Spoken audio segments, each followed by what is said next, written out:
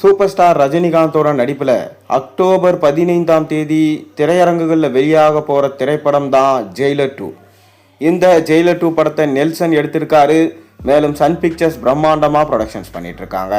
அதைத் தொடர்ந்து தற்போது சூப்பர் ஸ்டாரோட நடிப்பில் உருவாகி கொண்டிருக்கும் திரைப்படம் தர்மன் படத்தோட ஷூட்டிங் விறுவிறுப்பாக நடைபெற்று வருது.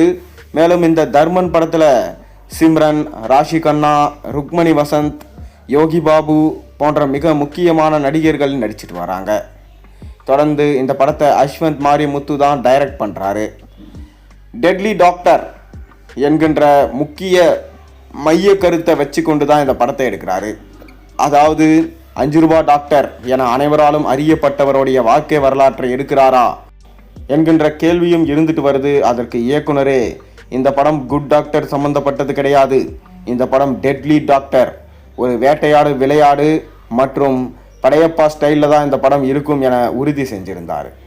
அதைத் தொடர்ந்து இந்த படத்துடைய ப்ரோமோ வீடியோவும் விட்டிருந்தாங்க. ரஜினிகாந்த் முதல் முறையாக அவரோட கெரியர்லே டாக்டராக இந்த படத்தில் நடிக்கிறாரு. மேலும் கமல்ஹாசன் ப்ரொடக்ஷன் பண்ணுறாரு. இதனால் இந்த படத்தின் மீதான எதிர்பார்ப்பு ரொம்ப அதிகம். அதைத் தொடர்ந்து இந்த படத்துடைய ஃபஸ்ட்டு சிங்கிள் சாங் குறித்து ஒரு சின்ன அப்டேட் கிடைச்சிருக்கு. அதாவது இந்த படத்துடைய முதல் பாடலை தான் முதல்ல ஷூட் பண்ணியிருக்காரு இயக்குனர்.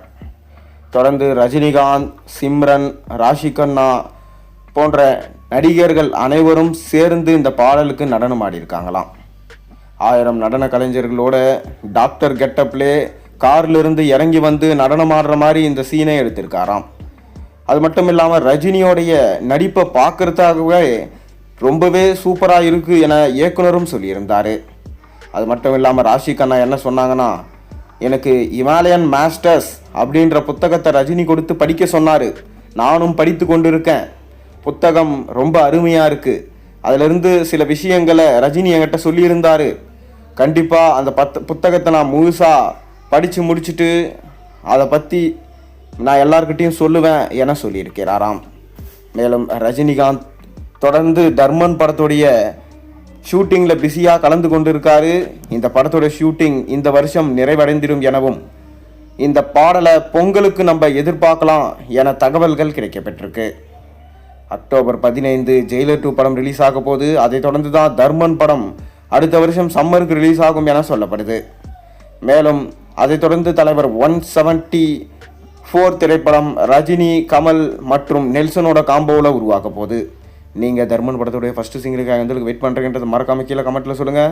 மேலும் சேனலில் போகிற ஒரு வீடியோஸ் பிடிச்சினா மறக்காம சேனலுக்கு சப்ஸ்கிரைப் லைக் பண்ணுங்கள், பெல் ஐக்கனை ப்ரெஸ் பண்ணுங்கள். அப்போ தான் நான் போகிற வீடியோஸ் எல்லாம் நோட்டிஃபிகேஷனாக வந்து சேரும்.